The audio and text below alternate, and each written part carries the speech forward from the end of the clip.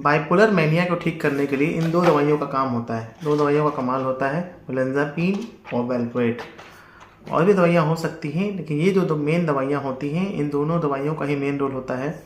जैसा कि आप जानते होंगे बाइपोलर डिसऑर्डर क्या होता है, जिसमें कि दो पोल होते हैं। मेनिया फेज़ होता है जिसमें इंसान बहुत खुश होता है, और डिप्रेसिव फेज़ होता है।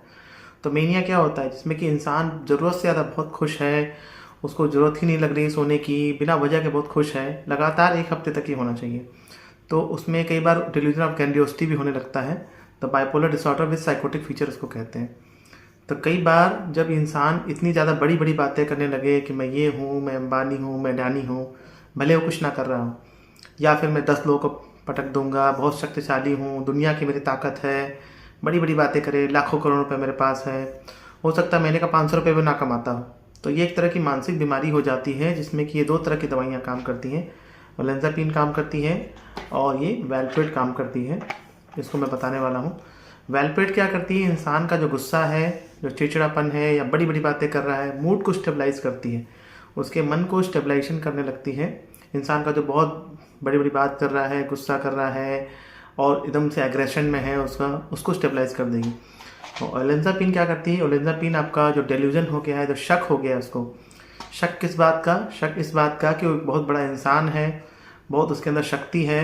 कई बार मरीज बोलते हैं कि हम तो भगवान के सीधे दूत हैं, हम कोई बहुत बड़ा काम करने वाले हैं, दुनिया घुमा देंगे, सृष्टि बदल देंगे, और मैं 1000 लोगों को कोई नौकरी दे दूंगा।